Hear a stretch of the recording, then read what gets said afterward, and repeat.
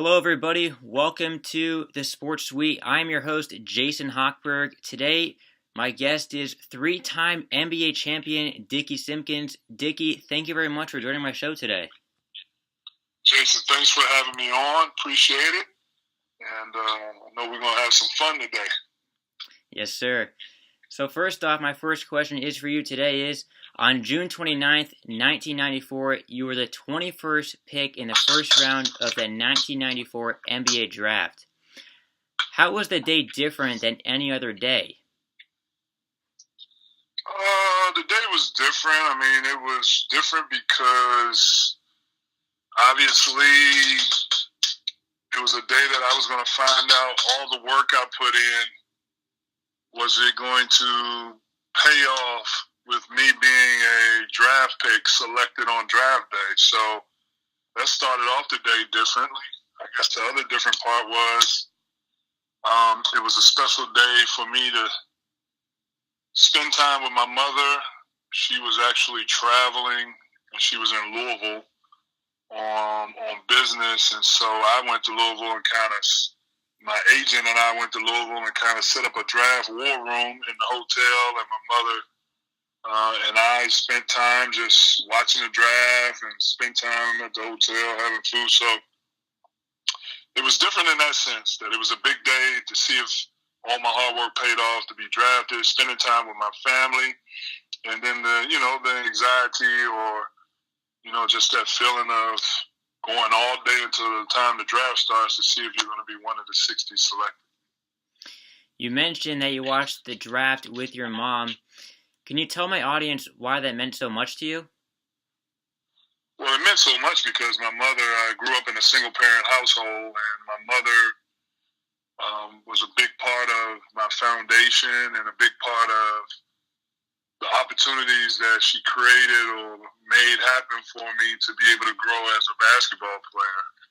And just being by my side and encouraging me and teaching me just the things that I needed as far as work ethic and mental toughness and going about my business as a professional.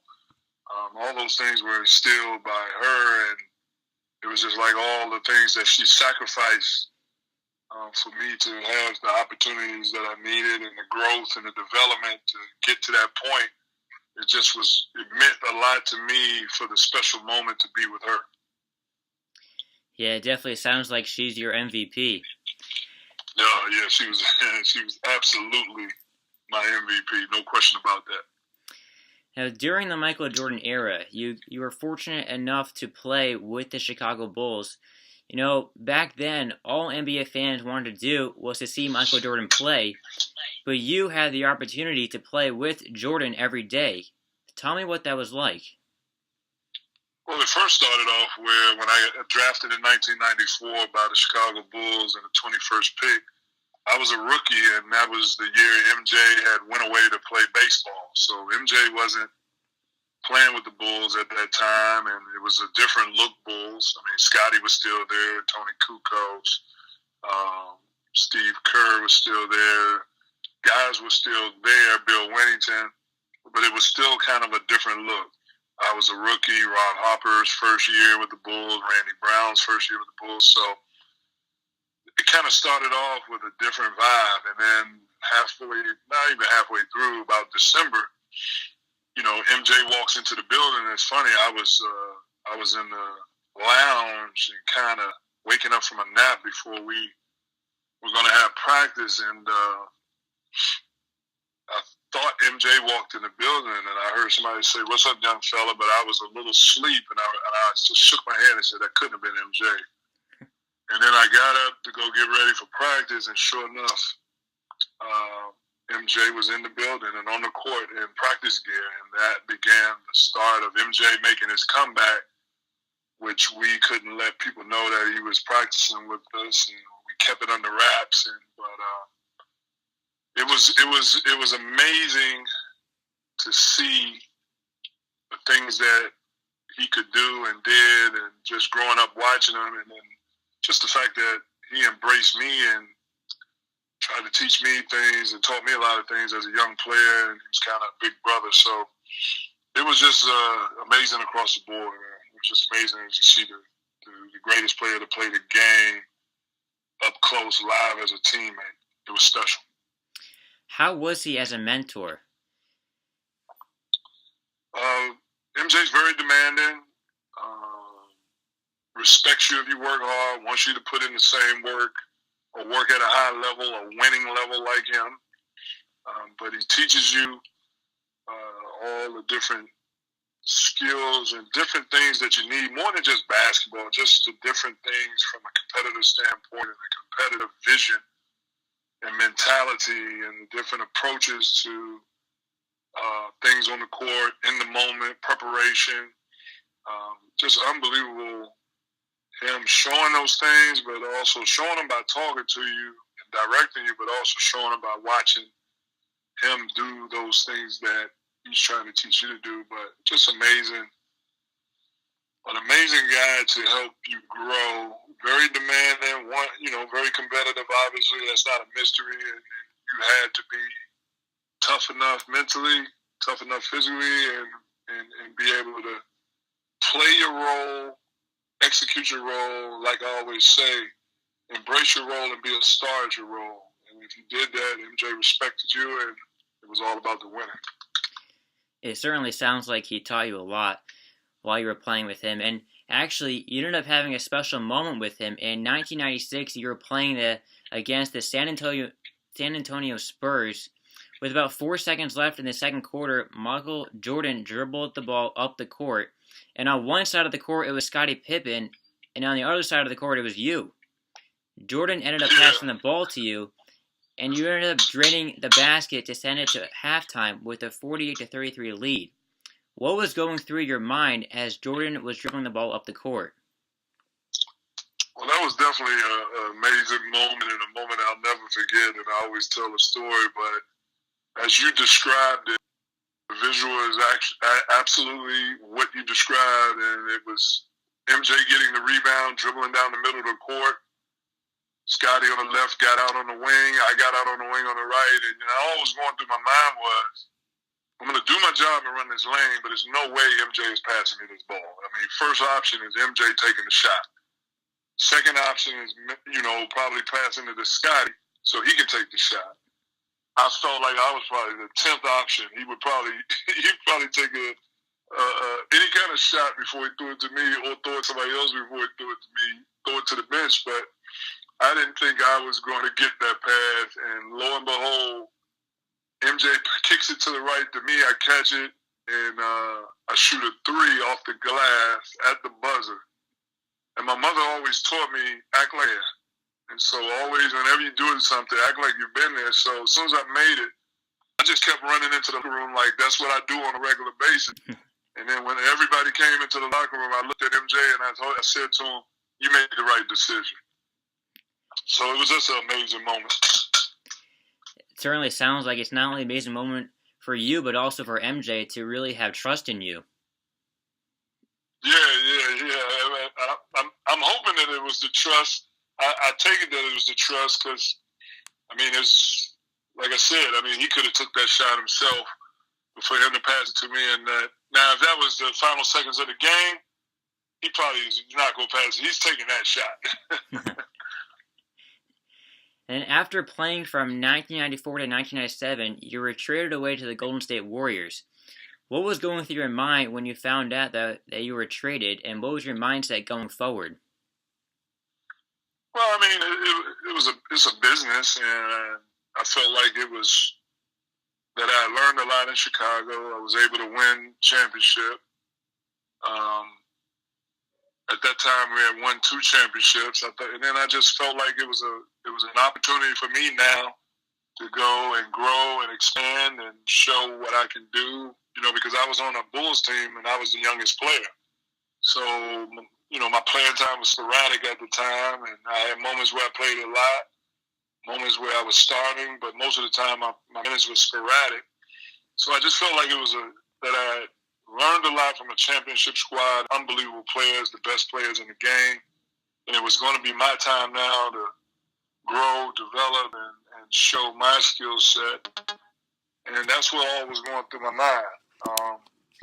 it didn't turn out that way. At the end of the day, the Golden State Warriors at that time was not the Golden State Warriors of the day. It was more of they were trying to get it back on track, and you know, wasn't a winning franchise at the time. So it was tough to go through the experience of losing all the time after just coming from a winning franchise. So that was tough.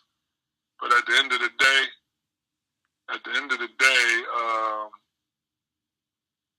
you know, I was able to go there. Things didn't go like I thought it was going to go, and the Bulls brought me back. The Bulls ended up bringing me back that same season. So it all worked out for the best.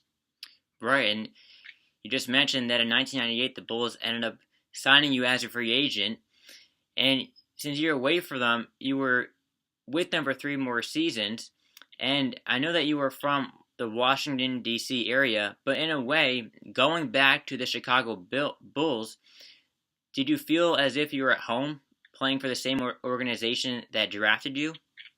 Oh, absolutely. I mean, I kept my house in Chicago when I got traded away to Golden State, and so it was an easy transition back. And I sat down, you know, my agent called me and said, you know, Jerry Krause called him and said Phil and MJ saw that I was available, wanted to bring me back, and I sat down with Phil when I got there. But and then when I got back to practicing, I was like halfway through the season. When I got back to practicing, it just felt like I hadn't been gone that long. It felt like home. It was an easy transition, so it felt good. Great. You won a total of 3 NBA championships. They obviously all mean a lot to you, but tell me which ring means the most to you. I would have to say the last one probably means the most, and that's because when that season started, you know, we kind of knew that was the last go round. We knew that was going to be the last time that everybody was together. So we had a strong feeling that it was going to break up, and Phil that themed that season The Last Dance. And so that was the last time all the guys were together, and to finish off with a championship, finish off the way it did with MJ hitting that shot, makes it the most special one. Definitely. You played 7 years in the NBA and then played professional basketball in Europe for 6 more years. How did you keep your positivity going while playing in a different country? I kept my positivity going because I was doing something that I love. You know, I was playing basketball, something that I love as a profession. I kept my positivity because I thought it was an opportunity to see the world and see other cultures and broaden my horizon based on basketball. So I thought that was unbelievable.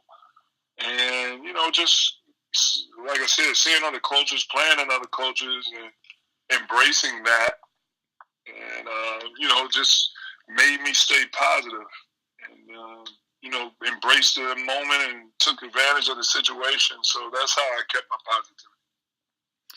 And now switching gears a little bit from talking about the NBA and you playing basketball, I know that you are the founder of Next Level Performance, and I know that some athletes from your organization have been drafted by NBA teams.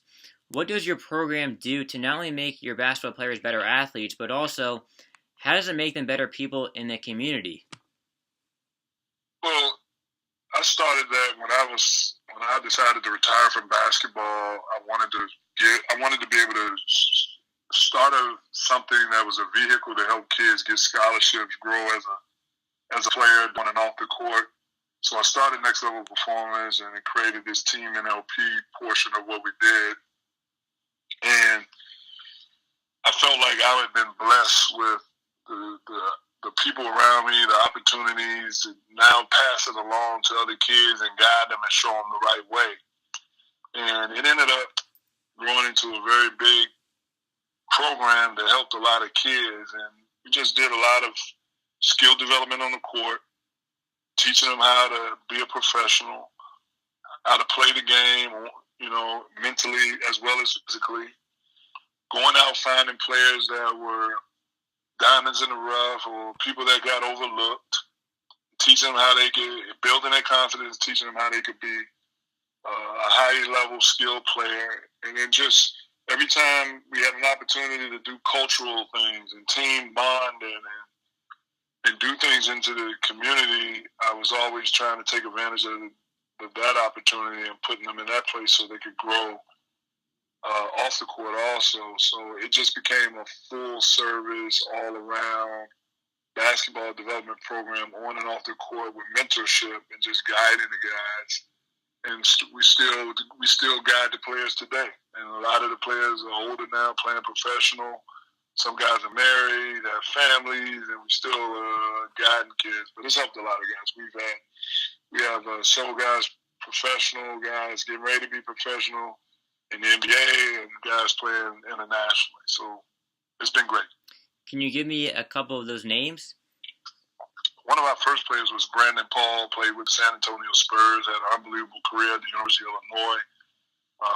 Javon Carter played at West Virginia with an unbelievable career. Brooks has the all-time steals record in the NCAA and got drafted by the Memphis Grizzlies last year. Admiral Schofield, who had an unbelievable career at Tennessee, just finished up his senior year in the tournament and is going to most likely be a draft pick in the draft this year. We have guys playing over in internationally that are doing well also. So it's been those are some of the guys right now that are doing some things professionally. Well, it sounds like you were a real inspiration to those players, and I'm sure that some of those athletes will eventually follow in your footsteps by eventually, maybe potentially opening up their own organization. The same way you treated those players, they will treat those players the same way you did for them. So after a successful basketball career playing in the NBA along with playing in Europe, I know that you wanted to become a broadcaster. You are currently working for Fox Sports. Tell me what influenced you to become a broadcaster. Well, I always liked entertainment, TV, radio. There was something about that I liked. When I was in college at Providence College, I ended up working on the school radio station and was a disc jockey. So I kind of developed back then and grew as a radio disc jockey, which was kind of fun. I enjoyed that. And then when I decided to stop playing basketball and I sat down and looked at all the things and skills I had and things that I wanted to do, TV analyst was one. And I was able to develop a relationship with Doris Burke because at the time, Doris Burke's husband at that time was our SID. And Doris helped guide me into TV.